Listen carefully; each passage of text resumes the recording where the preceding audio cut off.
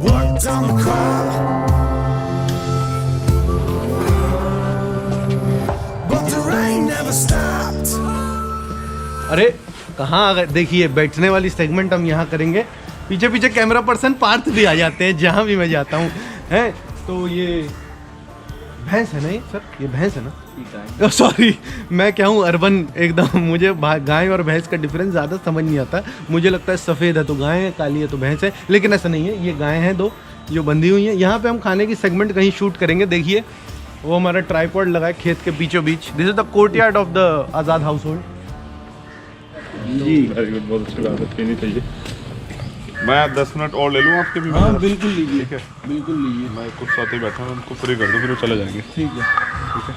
ये जवाहर जैकेट बहुत सुंदर दिख रही है। ये लेने का इरादा तो नहीं? आप अगर देना चाहे तो मैं ना नहीं बोलूँगा। ये ऐसी डिमांड सी लगी, वो आवाज में कुछ जो है ऐसा लग रहा था क्रश जैसे कि वो लेने का इरादा बना। नहीं नहीं बहुत सुंदर है। अच्छा थैंक यू। ये गिफ्टेड है, किसने? बहन ने दिए, किसी बहन ने। ओके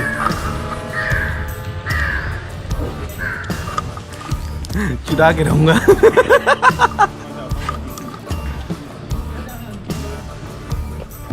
चले गाड़ी में चले।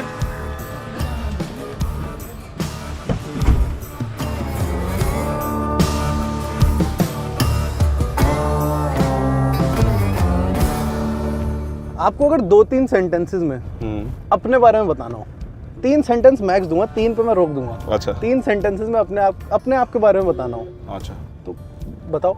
मैं एक ईमानदार हाँ। और कर्मठ संघर्षशील बहुजन मिशन का कार्यकर्ता हूँ। एक हो गया ये। एक हो गया? ये पूरा एक था? हाँ। अच्छा ये ईमानदार, पूरा कर्मठ, हाँ। ठीक है। दूसरा, मैं बहुत जिम्मेदार हूँ और मुझे जिम्मेदारी से इस मूवमेंट को आगे बढ़ाना है। बहुजन मिशन में अपने महापुरुषों का सपना पूरा करना है। करेक्ट। 2।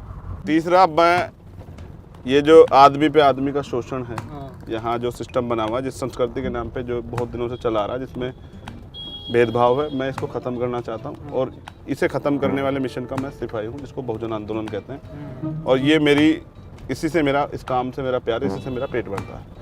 ओ यार, आपने टिंडर के बारे में सुना है? नहीं मैंने सुनो ना, एक डेटिंग ऐप है टिंडर, उस पे जो लोग प्रोफाइल लिखते हैं ना, मुझे ऐसी लग रही थी। मैं आपका मजाक नहीं उड़ा रहा, मुझे बस ये फनी लग रहा था। देखो आप उड़ा सकते हैं, कोई बुराई नहीं, मुझे इससे कोई वो नहीं। मैंने वो बताया जो ट्रूथ है। हाँ नहीं, अच्छी बात है। अच्छा लगे इसमें कोई वो नहीं। सही है। अगर ट्रूथ को एक्सेप्ट किया होता तो मुझे लग रहा है देश यहाँ थोड़ा होता। ट्रूथ ही तो एक्सेप्ट नहीं हुआ। इनको लगता है कि नहीं, ये दलित, पिछड़े, आदिवासी, दबे कुचले लोग कैसे आगे बढ़ रहे हैं, ये तो एक्सेप्ट नहीं कर पा रहे हैं लोग। आपने इतने टॉप लेवल जर्नलिस्ट को इंटरव्यू दिया है। आपको नहीं, मुझे नहीं यार, मैं ना जर्नलिस्ट हूँ ना टॉप लेवल हूँ। मैं दोनों ही नहीं हूँ। अच्छा मैं सोचा खुद अपनी पढ़ाई करके। नहीं यार, कैसी बात कर रहे हो? ठीक है, हम दोनों में से सिर्फ एक बंदा अपनी पढ़ाई करता है। अच्छा वो आप हैं। यार ओए, मान लो मैंने कौन सी पढ़ाई करी अपनी, ये बताओ। अपने आप को कर्मठ और ईमानदार बता दिया तो ईमानदार कर्मठ हूँ, आप साबित कर दो कि नहीं हूँ। नहीं हूँ, कर्मठ हूँ। लगातार जब भी कोई भी किस तरह की विपत्ति आती है तो बात भी उठाता हूँ, जेल भी, सब चीजें वो करता हूँ, डरता नहीं। ये मेरी अपने काम के प्रति कर्मठता है, पीछे नहीं हटता हूँ। ईमानदार इसलिए हूँ कि आज तक भी कोई गवर्नमेंट, एक सिंगल आदमी भी किसी तरह का आरोप नहीं लगा सकता कि चंद्रशेखर ने किसी से फ्रॉड किया है। ये इंटेंसिटी बहुत सी लगी अभी आपकी। कल आप ये साबित कर देना, कल भी, इन फ्यूचर के लिए भी एफिडेविट दे रहा हूँ। ये दोनों चीजें आप साबित कर देना। एफिडेविट, ये कैमरा, ये यही तो पहचान है ना मेरी, काम से मेरी पहचान है। और मैं जो बोलता हूँ वो करता हूँ। मैंने बताया था आपको, उतना ही बोलता हूँ जितना कर सकता हूँ। अपने मुल्क के लिए कुछ करने का और अपने मुल्क के लिए बलिदान देने का जज्बा ही मुझे इससे यहाँ तक लेके आया। ये तो अच्छा आंसर है और मतलब एक बहुत अच्छा कोटेबल कोट्स वाला आंसर है। बट मैं आपसे जानना चाह रहा हूँ कि जो लोग आपको एज होप देखते थे जी, वो नंबर्स अभी इंक्रीज हो रहे हैं। और अभी एनआरसी सीए वाले प्रोटेस्ट के बाद बहुत ड्रास्टिकली इंक्रीज हुए। मैं अपने आसपास देख रहा हूँ, जिन लोगों को शायद इंटरेस्ट भी नहीं था, आपके बारे में शायद सुना भी नहीं था, आपके वो जो मेन स्ट्रीम मीडिया वाले बोरिंग इंटरव्यूज हैं वो उन्होंने नहीं देखे। तो अच्छा मेरे बोरिंग नहीं, वो आपकी वजह से बोरिंग नहीं है, वो न्यूज चैनल और उन एंकर्स की वजह से बोरिंग है। विलन वाले जो इंटरव्यू हाँ एकदम आपको ह्यूमनाइज नहीं करेंगे। आपकी सिर्फ मूंछें दिखती हैं उन लोगों को। अच्छा। आपकी सिर्फ बाइक दिखती है। खैर, तो मैं ये पूछ रहा हूँ कि वो जो जितने लोग आपको एज होप देखते थे वो इंक्रीज हुए हैं, उसकी वॉल्यूम में एक ड्रास्टिक चेंज आया रादर। तो आपको लगता है कि वो चेंज आ गया, आप उसे कैसे देखते हो? आपको as a person, as a movement leader, क्या वो चीज़ चेंज कर रही है? आइडियोलॉजिकल मैं बहुजन राजनीति को और बहुजन कॉन्सेप्ट पे काम करता हूँ। बाकी मेरी लड़ाई तो किसी से नहीं है। मैं बाबा साहब को मानता हूँ, गुरु नानक देव को मानता हूँ, संत सदगुरु रविदास जी महाराज को, भगवान वाल्मीकि को, कबीरदास जी को भी, जो एक जिनका पीछे एक इतिहास है, जिन्होंने कुछ मानवता के लिए अच्छा किया। तो बाबा साहब अम्बेडकर का मैं सबसे बड़ा फॉलोवर। प्रयास करता हूँ कि जो रास्ता उन्होंने दिखाया उस पर काम करूँ। अब मुझे लगा कि और ज़्यादा प्रेम मिल रहा है और ज़्यादा मुझे लग रहा है कि लोग मुझसे उम्मीद लोगों की बड़ी है। आप कह रहे हैं इंक्रीज हुए, मुझे नहीं पता, मुझे लगता था पहले से भी था, बस वो हकीकत से सामना नहीं हो पा रहा था। पहले जो एक वो बना रखा था कि सिर्फ SC ST के लिए चंद्रशेखर काम करते हैं, वो इस आंदोलन में आने के बाद वो लाइन कट हो गई है मीडिया की, वो वाली। अब ये दिख रहा है कि सबके लिए काम। हाँ, अब ये दिख रहा है कि जिसको भी जरूरत होगी या एंटी कॉन्स्टिट्यूशनल कुछ भी होगा तो चंद्रशेखर तो रहेगा, ये बंदा नहीं जाएगा। ओके, अभी कितने केस हैं आपके ऊपर? बहुत है, गिनती नहीं हो पाती। जहाँ जाता हूँ केस होगी, लेके आता हूँ। गिनती तो होगी। गिफ्ट होता है ना, ये गिफ्ट होता है कि आप कहीं जाते हैं आपको क्या पुरस्कार मिलता है, तो मैं कहीं जाता हूँ मुझे पुरस्कार मिलता है मुकदमों का। कैसा बिहेव किया आपके साथ जेल में, जितने जो आप गए हो? अगर आप पैसे वाले हैं, आप पावरफुल हैं, तो फिर आप अच्छी तरह से जेल में रह सकते हैं। अच्छा, ऐसा भी होता है? मैं तो बहुत अच्छी तरह जानता हूँ। मौका मिलेगा सबसे पहले उसको सुधारेंगे। और गजब की बात ये देखिए, 80% जो है SC ST OBC और माइनॉरिटी के लोग जेल में। अंडर ट्रायल सबसे ज्यादा वही है। वही करेक्ट, क्योंकि अच्छे वकील नहीं कर सकते हैं, सेटिंग नहीं बन पाती, तो कुछ नहीं हो पा रहा, बेचारे जेलों में ही सड़ रहे हैं। बाबा साहब ने कहा कि 21वीं सदी हमारी है, तो एक रेवोल्यूशन आएगा, उसके बाद मानवतावादी लोगों को आगे आने का मौका मिलेगा। ये आज वही बन रहा है।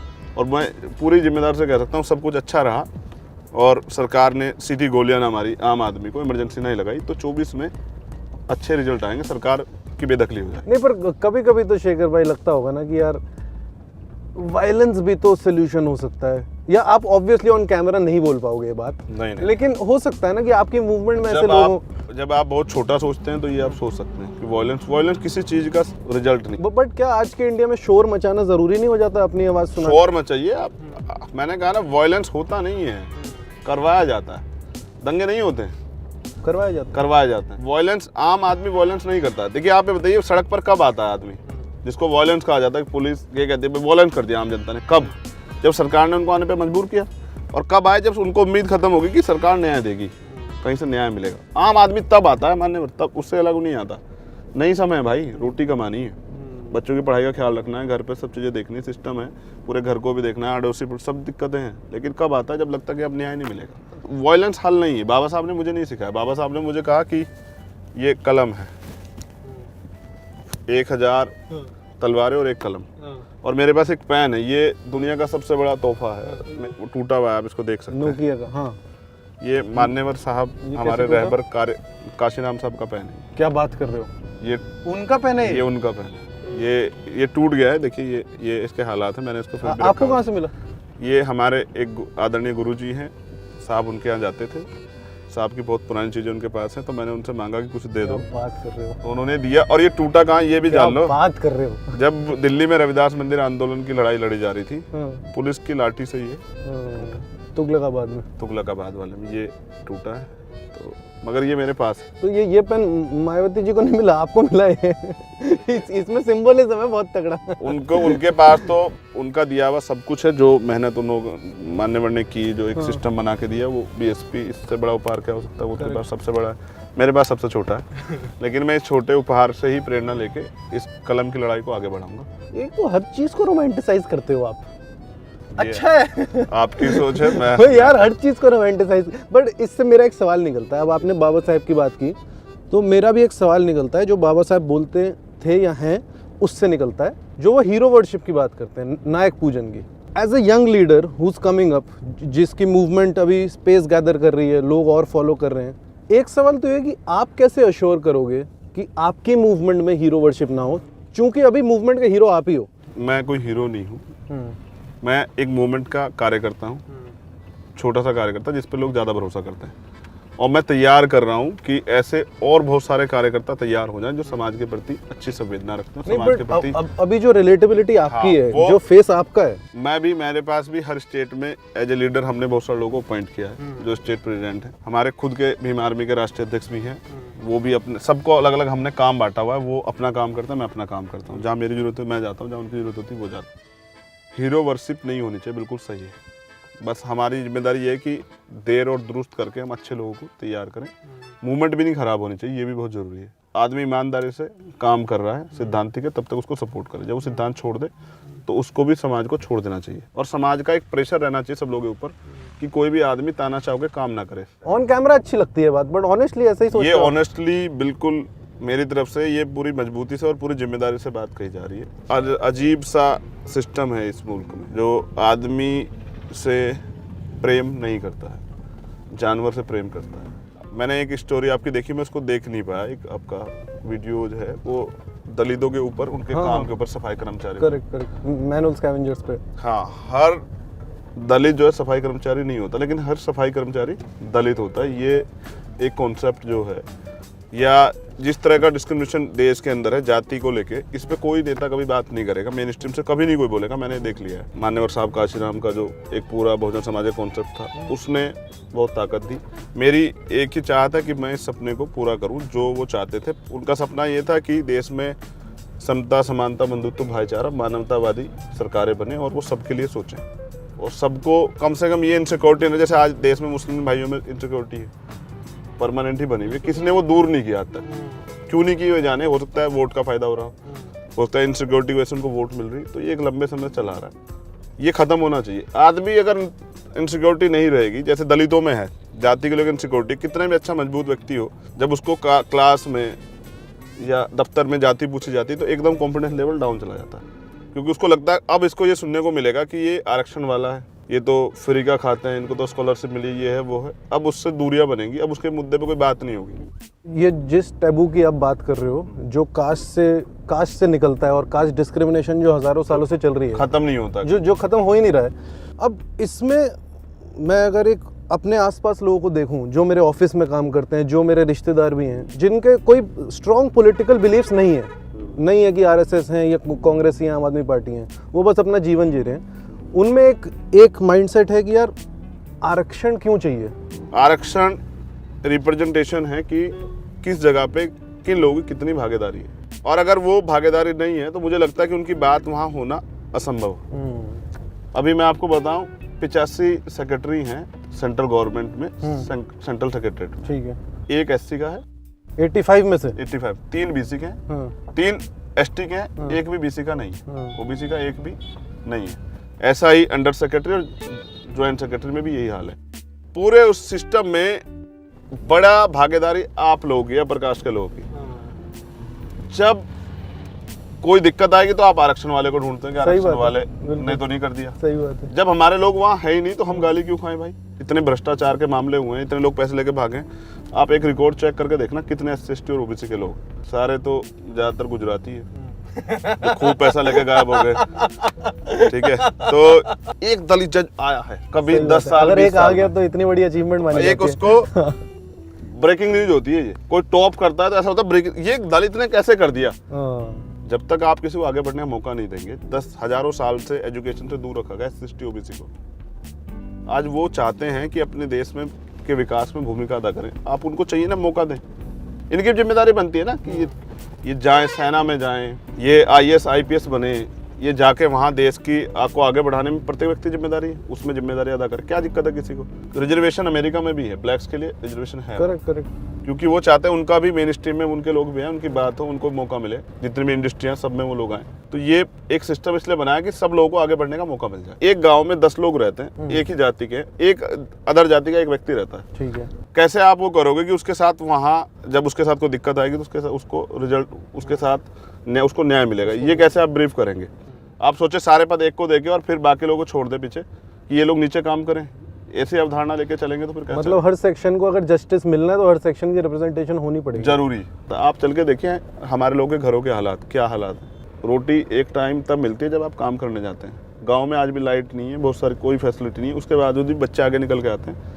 तो एक ही सिस्टम बनता है कि रिजर्व सीटों पे थोड़ा सा उनको मौका मिल जाता है, पढ़ाई में भी, नियुक्ति में भी, सब चीज़ें। SC ST OBC की माइनॉरिटी की लड़कियों के साथ रोज़ रेप होते हैं। आप आंकड़े उठा के देख लीजिए कितने रेप होते हैं रोज़, हर 1 मिनट, हर 60 मिनट में एक रेप होता है। कितनी बार चर्चा होती है। जब हमारे लोग ही नहीं है, हमें लगता है चर्चा हो ही नहीं सकती ना। इसलिए सोशल मीडिया की जरूरत पड़ी, इसलिए बहुजन मीडिया के यूट्यूबर्स की जरूरत पड़ी कि चलो यार ये तो सही आवाज़ उठा देंगे। तो मैं सिस्टम को तोड़ देना चाहता हूँ। जब आप ये बोल रहे हो कि आप सिस्टम को तोड़ देना चाहते हो, जी। इसका मतलब रियल लाइफ मतलब क्या होगा? मतलब मैं प्रयास करूँगा कि ये जो कमज़ोर लोग हैं, हाँ, इनको भी राजनीति में आगे बढ़ने का मौका मिले और ये सरकारों में आके बैठें और पूरे देश के लिए काम करें। अडानी अंबानी के 4-4 लाख करोड़ के लोन माफ हो जाते हैं, 10,000 रुपये पे किसान को जेल में भेज दिया जाता है। उनकी बात नहीं हो रही है ना, क्योंकि किसान नहीं है ना, वहाँ लोकसभा में किसान नहीं बैठा ना। भाई अगर आपने कोई बिजनेस स्टेबल किया, आप जिस रेट में चाहे उसे बेचें, लेकिन किसान नहीं बेचेगा। किसान को उसकी एक्चुअल कीमत नहीं, वही मिलेगी जिस पर सरकार राजी। ये क्यों? आप आइए ना खेत में मेहनत करने, पता लगेगा ना। आप सर्दी में पानी देते हैं, जब खेत में काम करते हैं, जाते हैं रात को, सोत कभी टिड्डी आ जाएगी, कभी गाय आके खाने लग जाएगी, कभी और जानवर घुस जाएंगे, कभी नील गाय आ जाएगी। ठीक है, इससे बचाना पड़ेगा। फिर पानी ना मिले समय पे, प्राकृतिक मार भी है, ओला पड़ जाए, बारिश हो जाए, फसल के समय, ये भी है। कभी क्यों उनके मुद्दों पे बात नहीं होती? क्योंकि वो इस मेन स्ट्रीम से हटे हुए हैं, उनकी रिप्रेजेंटेशन नहीं है। अगेन तो वो होगी तो फिर मुझे लग रहा है कि बात होगी उनकी। फिल्में देखते हो आप? बहुत कम, मौका नहीं मिलता, समय नहीं मिलता। मौका नहीं मिलता। लास्ट कौन सी देखी? आर्टिकल 15 मत बोलना प्लीज, एकदम स्टीरियोटिपिकल आंसर हो जाएगा। नाम निकल रहा है दिमाग से, तापसी पन्नू की मूवी। तापसी पन्नू का तो हमारा इंटरव्यू आया अभी, वो जरूर देखें। पर नहीं, तापसी पन्नू की एक मूवी थी, सांड की आंख, शबाना, नाम शबाना। अभी फ्लाइट में था तो नेटफ्लिक्स पे मैं कुछ ढूंढ रहा था, कुछ मिल जाए, टाइम पास हो जाए। लंबी फ्लाइट थी अच्छा, केरल से आने, तब मैंने वो नेटफ्लिक्स पे डाउनलोड किया, उसको मैंने देखा था। टाइम पास भी करना था, लेकिन अच्छा था। अच्छा, ये जो नेटफ्लिक्स अकाउंट है आपका अपना या फिर जो भीम आर्मी है उसका एक अकाउंट है? नहीं, मेरा कोई अपना कुछ नहीं है, वो साथियों के अकाउंट है। मैंने उनसे कहा कि एक पासवर्ड उनकी मुझे भी दे दो, मैं भी कर लूँगा। मुझे जानकारी भी नहीं थी, तो उन्होंने कहा कि 5 लोग इसको कर सकते हैं। तो मैंने ठीक है, फिर हमें भी दो तो हम वो कर लें।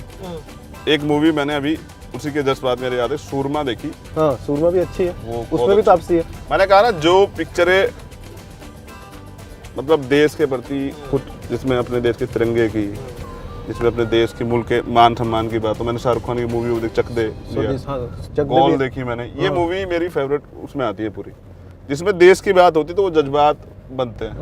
आज जो मुल्क का बना दिया गया है पूरा स्ट्रक्चर, उससे आपका सच में फीलिंग है या आपको लगता है ये बातें करूंगा तो अच्छा लगेगा ऑन कैमरा? ये सच में आप ऐसे ही सोचते हो क्या? आप फोन पे बात नहीं कर रहे, मुझसे भी मेरे सामने बैठे हैं, मैं सामने बात कर रहा नहीं, हूं।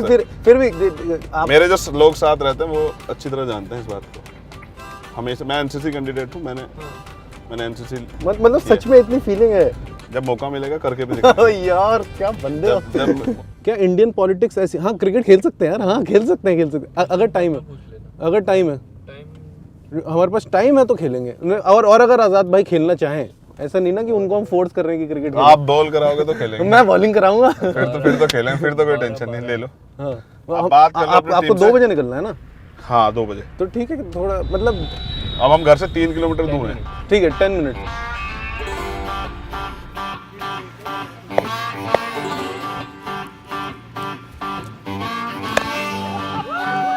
ओए हंस के रहो, अभी कराऊंगा अच्छी। अच्छा, इंडिया में स्पिन बॉलर की बहुत बेइज्जती होती है। अच्छा सुनो, मैं फास्ट कराऊंगा तो आप खेल लोगे ना? आप पूरी जोर लगा के कराएं, आप फास्ट खेल लोगे ना? नहीं, मुझे लग रहा है आपको लग ना जाए। ये डर गए क्या? इंतजाम कर रहा हूँ आपका। Working for a living. I still work. Never make a killing. Out. ये चीटिंग हुई।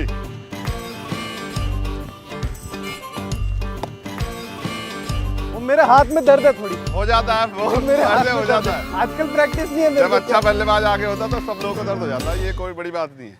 अभी मैंने पता है ये आपकी रेपुटेशन के लिए 3 छक्के पड़ते हैं तो सब लोगों को दर्द हो जाता है। यार आउट भी हो गया, आप ऐसे मत बोलो यार आजाद भाई। अगर इनकी आंखें बंद करा दूं, मैं बोल्ड कर दूंगा आप। पक्की बात। मैं इनके लिए ही कर रहा हूँ कि भाई इनके सामने आपकी पक्की खबर? हाँ, पक्की बात है। ये दिल से बोल रहे हैं यार या बेइज्जती?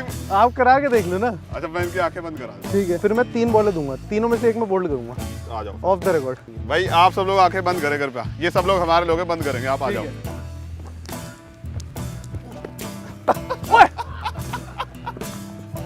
पकड़ो। भाई वाह, गजब।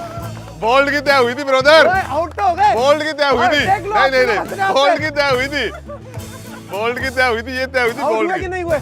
आउट हुए कि नहीं? ये तो देख ही नहीं रहे, इससे क्यों पूछ रहे हो? ये तो देख ही नहीं रहे, मैं बोल्ड की हुई थी।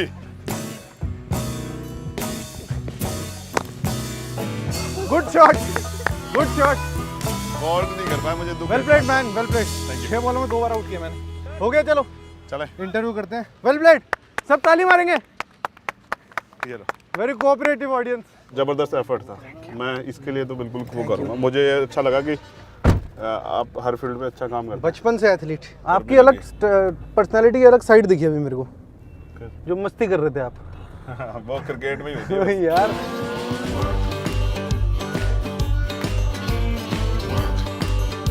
चलो जल्दी से खाना खाते हैं। ठीक, चलो आइए। उतरो उतरो उतरो। भूख लगी है बहुत? बहुत भूख लगी है। अच्छा,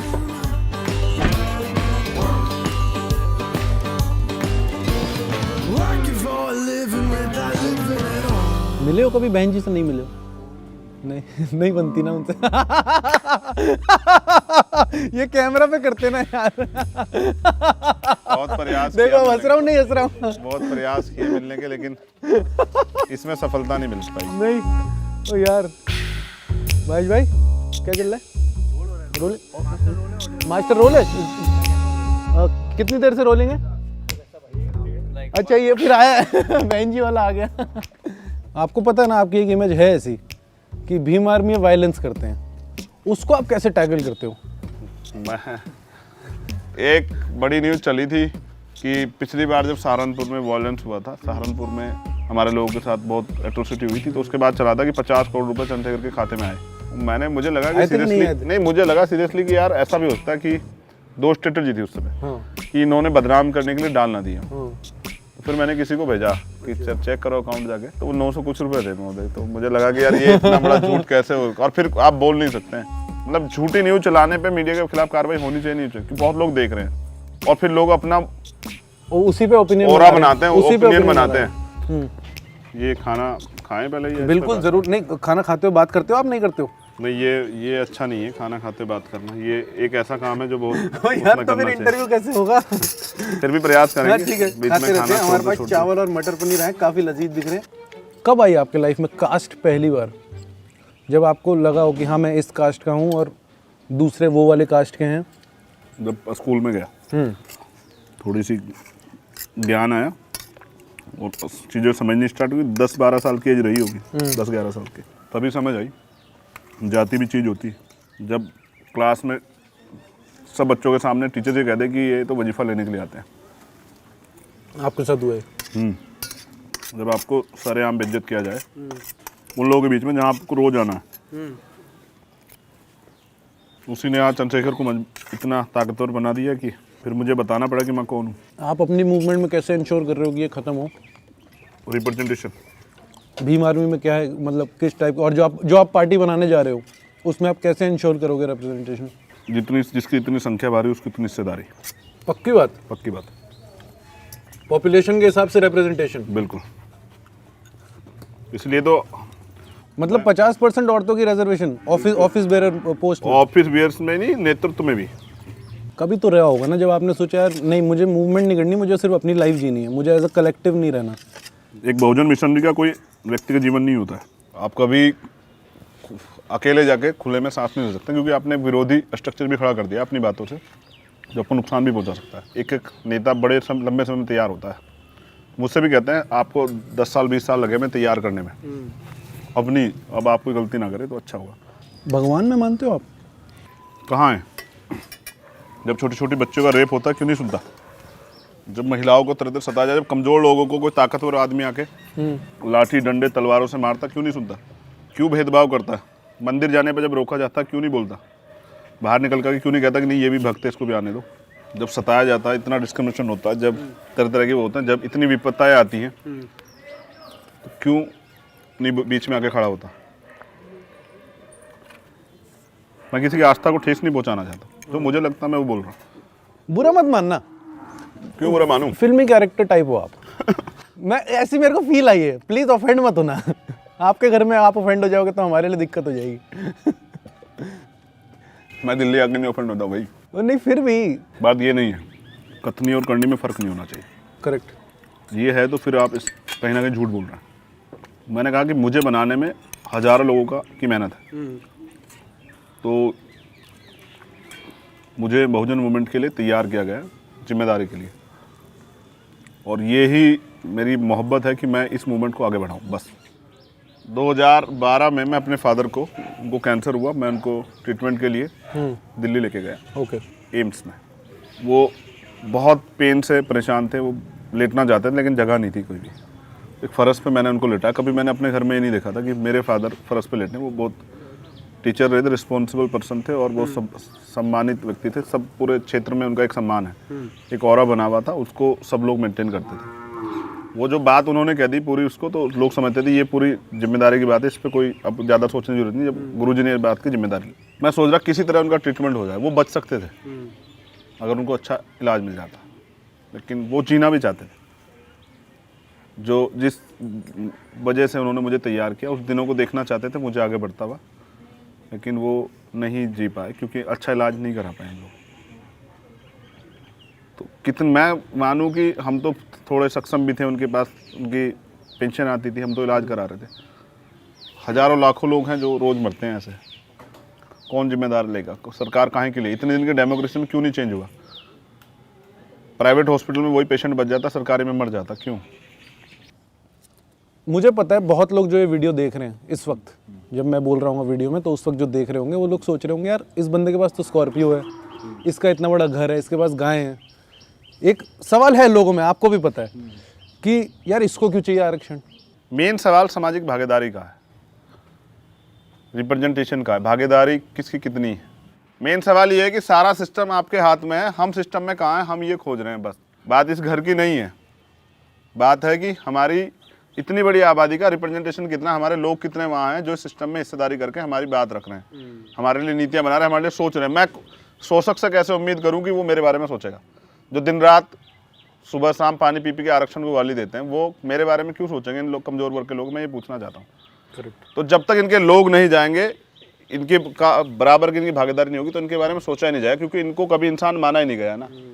इस देश में जहाँ भ्रष्टाचार चरम सीमा पे, वहाँ काबिलियत की बात कर रहे हैं, मेरिट की बात कर रहे हैं। और मेरिट आप ही के पास है क्या? मैं कह रहा हूँ, आप हमारे हालात देखिए ना कैसे हैं। मैं कह रहा हूँ मेरे घर अच्छे हैं ना, आप दे दो जिसको जरूरत हो, अपर कास्ट, जिस व्यक्ति को घर नहीं हो दे दो ना घर। गवर्नमेंट लाए ना, गरीबी उन्मूलन का कार्यक्रम लाए, उसको पैसे भी दे, सब दे उसको। मैं कह रहा हूँ उसको भत्ता भी सब कुछ दे, लेकिन हमारी भागीदारी तो दे हमें। पहले तो पढ़ाई का अधिकार नहीं था ना। अगर आपने मंत्र सुन लिया, यही तो कहती है ना मनुस्मृति, अगर आपने मंत्र सुन लिया तो आपके कान में पिघला के शीशा गिरा जाए, आपने उच्चारण कर दिया तो आपकी जीभ काट ली जाए। ये झूठ नहीं है ना, सच है। महिलाओं को कप्तान ढकने का अधिकार नहीं था। ये सब चीज़ें तो इतने डिस्क्रिमिनेशन पे आप कैसे उम्मीद कर रहे हैं? क्यों लोगों को दलितों में से बदबू आती है? क्यों घटना करते हैं लोग दलितों से? क्यों आदिवासियों से घटना करते हैं? क्यों, क्या कारण है? और जिस तरह का आदिवासियों पर शोषण हो रहा है, कभी आपने देखा? गए आप कभी उस एरिया में? इसको कैमरे पे कहना मेरे लिए बहुत तकलीफ दे है कि वहाँ जो नौजवान लड़कियाँ हैं उनके ब्रेस्ट दबा के ये चेक किया जाता है कि वो महिलाएं, उनकी शादी हो रखी है नहीं हो रखी है। ये चेक करने के लिए कि वो नक्सली तो नहीं है, वो मैरिड वुमेन्स हैं, तो ये दबा के, बूब्स दबा के चेक करोगे। ये है इस देश की असली हकीकत। और कहते हैं नक्सली बन गए लोग। जब इतना उत्पीड़न करोगे, इतना सताओगे, क्या करेगा आदमी जब कहीं सुनवाई नहीं होगी? जाति मैंने थोड़ा ही बनाई, हमारे लोग तो पीछे हैं जाति में लंबे समय से। हमने थोड़ा ही बनाई जाति। हम पे कहाँ अधिकार थे? हमें कब दिए गए अधिकार कि हम कुछ बना पाते? आपको लगता है, अब मैं थोड़ा टॉपिक चेंज कर रहा हूँ, अगर आप चाहें तो हम इसी टॉपिक पे बात कर सकते हैं, पर इलेक्टोरल रिफॉर्म्स की अगर बात की जाए, आपको लगता है first past the post system सही नहीं है, उसकी वजह से भी रिप्रेजेंटेशन कम होती है? क्या उस दिशा में भी आप सोचते हो या नहीं, अभी वहाँ दिमाग नहीं लगाया? नहीं लगाया नहीं, क्योंकि मेरे हिसाब से तो प्रोपोर्शनल रिप्रेजेंटेशन होगी तो हाँ, हर तबके की रिप्रेजेंटेशन वैसे भी बढ़ेगी। इस पे भी काम करना पड़ेगा, सब चीज़ों पे काम होगा। इंटरव्यू देना पसंद है आपको? नहीं, क्यों? क्योंकि कुछ ऐसे सवाल किए जाते हैं, फिर उन पे मन होता है कि जवाब ना दिया जाए, लेकिन सब चीज़ों की गरिमा बना कर। आप ये इंटरव्यू नहीं है ना ये इंटरव्यू नहीं है, ये तो ओपन हार्ट बात हो रही है। ऐसा कौन सा सवाल होता है जो आपको बहुत इरिटेट करता है? जैसे वो सीधा कहते हैं कि ये आप तो वायलेंस करते हैं, तो मैं कहता हूँ प्रूफ दो। कहते हैं आप तो सामाजिक भावनाओं को भड़का रहे हैं, भड़काऊ भाषण देते, फिर मैं उनसे कहता हूँ प्रूफ दो। लेकिन फिर मैं उनसे ये भी कहता हूँ कि तुम दलाली बंद करो, मैं जानता हूँ कि तुम कैसे ये 25-30 हज़ार 40 हज़ार की नौकरी करने वाले अरबों खरबोपति हुए पड़े, मुझे सब पता है। जिस दिन हमारी सरकार आएगी फिर तुम्हारा हिसाब होगा सब लोगों ओ का, भाई सबकी जांच बैठेगी, फिर पता लगेगा कौन कैसे बना है करोड़पति। हम भी ये तो कागज मांग रहे हैं, फिर हम वो मांगेंगे उनसे बैलेंस शीट कैसे खतरनाक बना, आदमी हो आप। फिर पूछेंगे ना कैसे आप आगे बढ़ गए थे। हाँ। तो ये दलाली नहीं करनी चाहिए। देखिए आप लोकतंत्र के चौथे स्तंभ हैं, आपकी भी जिम्मेदारी है, आप जिम्मेदार से अपना रोल अदा करें। जब आप अच्छी बातें करते हैं, सवाल पूछने का अधिकार विपक्ष से भी है, लेकिन सत्ता से ज़्यादा है जो काम कर रहे हैं। शेखर भाई हमारा टाइम खत्म हो गया, मुझे बहुत अच्छा लगा, मुझे जेन्युइनली आपसे बात करके बहुत अच्छा लगा। एक बार उस कैमरा में देख के जैसा भी आपका एक्सपीरियंस रहा इस इंटरव्यू का, या जो ओपन हार्ट चैट हुई है हमारी, कैसा रहा, और एक तो एक्सपीरियंस बताना कैसा रहा, दूसरा इस यूट्यूब चैनल को सब्सक्राइब करें। मुझे लगता नहीं आप बोलोगे, नाम बहुत बड़ा है। Scoop whoop unscripted, scoop whoop unscripted को सब्सक्राइब करें। ये दो चीज, तीसरी चीज एक और बोलवाऊंगा आपसे। मैं चेंज कर देता हूँ, आज किसने नहीं किया होगा ये। क्या बोलो? मैं ये कहूँगा, ये समदीश भाटिया जहाँ भी जिस चैनल में काम करे उसको आप आगे बढ़ाते रहे। ये अच्छा कर दिया मेरे लिए आप। ठीक है, तो आप एक बार एक्सपीरियंस समदीश जिसके लिए भी काम करता है सब्सक्राइब करो। तीसरा, मैनुअल स्कैवेंजर्स पे हमने डॉक्यूमेंट्री बनाई है, वो जरूर देखें। ठीक ये, और वो हिंदी इंग्लिश दोनों में है। ठीक है, प्लीज। ठीक है जी, ये आज का जो इंटरव्यू था, ये इंटरव्यू कम था, ये ओपन हार्ट बातें इसमें ज़्यादा हुई। आपने एकदम ऑनेस्टी बिल्कुल, मैंने जो बोला मैं पूरी जिम्मेदारी से और मजबूती से इस बात कह रहा हूँ, वो बिल्कुल सच है, और मैं आगे भी इस बात पे कायम रहूँगा। तो मैंने भाई से बार बार कहा भाटिया जी से कि आप इसको एफिडेविट ले लें, मुझसे जो मैंने कहा वो बिल्कुल ट्रूथ है। दूसरा, जहाँ भी समदीश भाटिया जी हमारे बहुत जिम्मेदार साथी यहाँ बैठे हुए, वो जहाँ भी जिस चैनल में काम करते हो, चाहे वो अनस्क्रिप्टेड हो, चाहे वो कोई और हो जाए या कोई और हो जाए, अप्रैल में ये अच्छे हैं, ये अच्छे काम करते हैं, तो अच्छी बातें करते हैं, अच्छी बॉल भी फेंकते हैं, तो इनको सब्सक्राइब करें। ये आपने एकदम चीप शॉट किया है, एक बार आउट किया मैंने आपको। हाँ, मैं आउट भी इन्होंने किया धोखा करके, क्योंकि क्रिकेट में कोई भी थ्रो फेंकता है, भट्टा बॉल फेंकता है, तो इसको अलाउ नहीं किया जाता, ये भट्टा फेंकते हैं। शेखर भाई ऐसी चीटिंग मत करो फेंकते हैं, और ये बहुत गलत है, इनको तो क्रिकेट के मैदान में घुसने भी देना चाहिए। क्या बोल रहे हो ओए, ये हमारा शो है, हमारा यूट्यूब चैनल है, क्या कर रहे हो? सच बोल रहे हैं, आप सच ही तो सुनना चाहते थे ना। ठीक है, हाँ, एकदम सच बोलो। अब तीसरा क्या इन्होंने जो स्टोरियाँ जो बनाई हैं एक सफाई कर्मचारियों पे जो बनाई है, उनके जीवन पे, उनके वर्किंग स्टाइल पे, उसको आप जरूर देखें। वो हिंदी से इंग्लिश दोनों में ये सच्चाई है जिसको आपने देखा है, और मैं चाहता हूँ एक बार खाना खाते हो सच्चाई को देखें, आपको पता लगेगा किस तरह की घिन पैदा होती है। और वो घिन उन इंसानों से नहीं करनी चाहिए जिन्होंने सफाई की, और मैं नहीं चाहता ये हमारे लोग सफाई करें, ये बिल्कुल ट्रुथ कह रहा हूँ। मैं तो चाहता हूँ IAS IPS बने, इंजीनियर डॉक्टर बने, सफाई काम वो लोग करें जिनको ज़्यादा ज़रूरत है, जिनको जो आरक्षण का ज़्यादा विरोध करते हैं, वो ज़्यादा सफाई काम करें, वो जाएँ और जाके सफाई करें। उन्होंने तो कचरा फैलाया था लंबे समय तक, तो वो जाएँ और सफाई काम करें। हम नहीं चाहते हमारे लोग सफाई काम करें, जिम्मेदारी थोड़ा है हमारी, कोई हम पे बाउंडेशन है क्या? और अगर सफाई काम आप करें भी, जो लोग कर रहे हैं, तो अपने दम पे अपनी सैलरी तय करें, और जब हमें मौका मिलेगा तो की जाएगी। हर एक सफाई कर्मचारी को 1 या 1.5 लाख रुपए सैलरी मिलेगी कम से कम, अगर वो इतना काम करता है, सम्मान से अपने घर में जिए, अपने सम्मान से अपना जीवन जिए, ये हम करेंगे।